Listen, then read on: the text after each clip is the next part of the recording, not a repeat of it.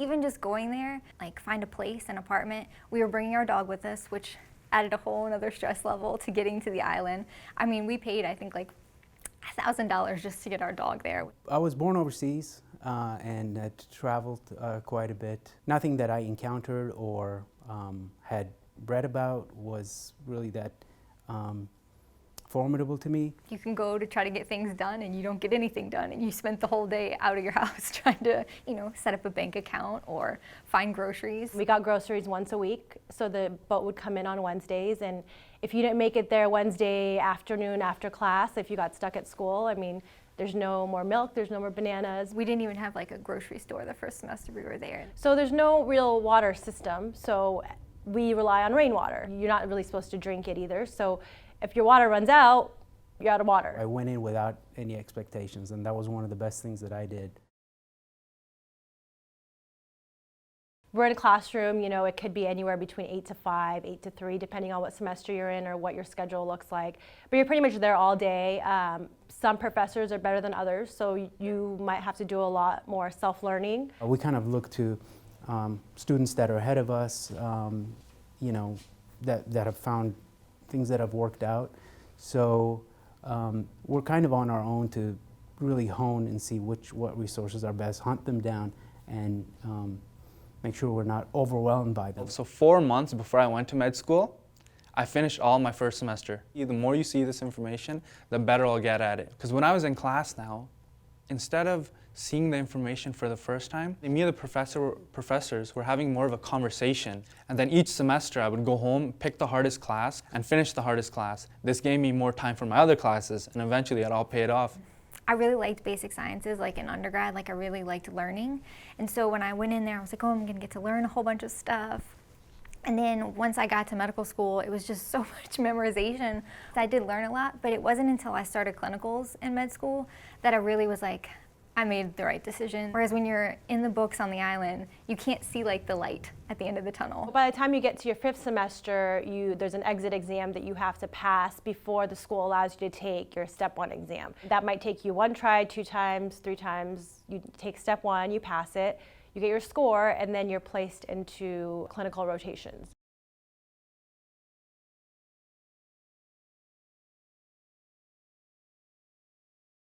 You just have to be very flexible, and you have to be able to go where they will put you. We have to contact programs and schedule the electives ourselves. So I wish I would have done that even earlier than I did. Dealing with the money aspect, because the U.S. schools, they just have it set up differently. You don't have to worry about getting clinical rotations or, where your money's going to come from. So based off how high I scored, I was willing to invest more money into where I would be doing my rotations, because they do cost a lot. There was about a 3 to 4 month waiting period to be placed into core rotations. During that time, really, it's just a waiting game. I traveled all over the place. 4 or 5 rotations in Miami to begin with. And I went to New York, did a 2-week rotation, Chicago, Michigan, to Chabert, where I now have residency at. And then I went back to Miami. Getting that exposure to different hospitals, different settings, I think that's only helped me.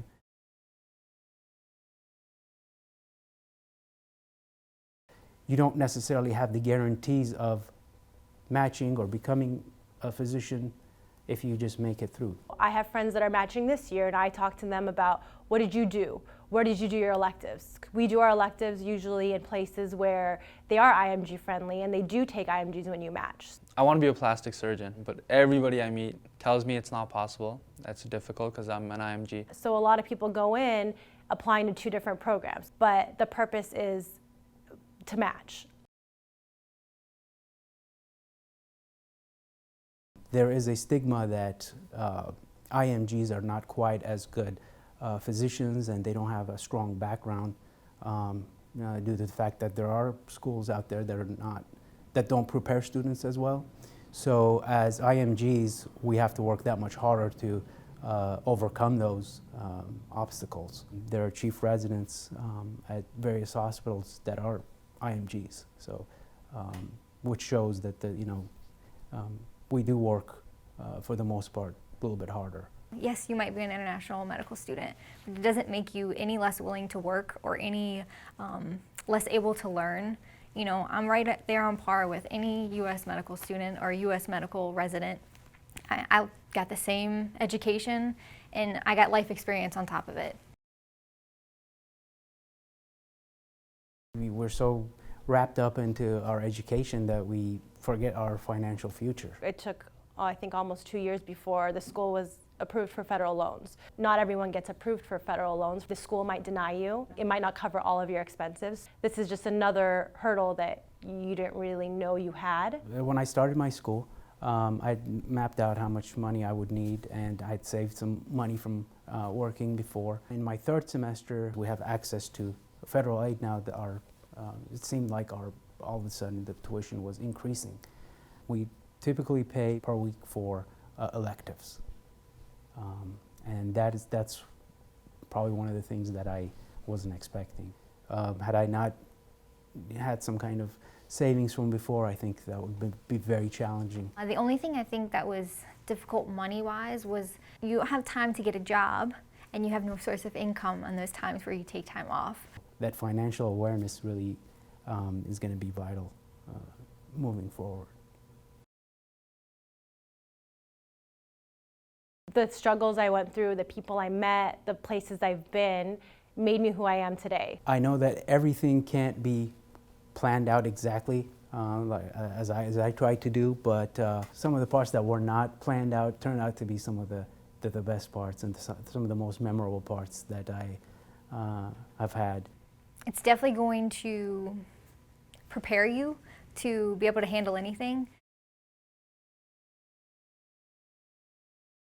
Learning how to adjust to what you have to do and learning not to give up. That's how you know you really did it for the right reasons. Just go there with zero expectations. Keep your family close, stay in touch with them, look to your friends for positivity. This is probably going to be the hardest thing you do in your life. And you can imagine, you can be prepared, it's going to be hard. I guess just put forth all the effort. It's a lot of dedication, and it's going to take a lot of work from you. You're going to make a lot of sacrifices, because ultimately you're going to be taking care of someone, and you're going to be responsible for their care, and they're going to come to depend on you to tell them what's right and wrong. My father actually told me, you know, this is a journey. Enjoy the journey, and not just the destination.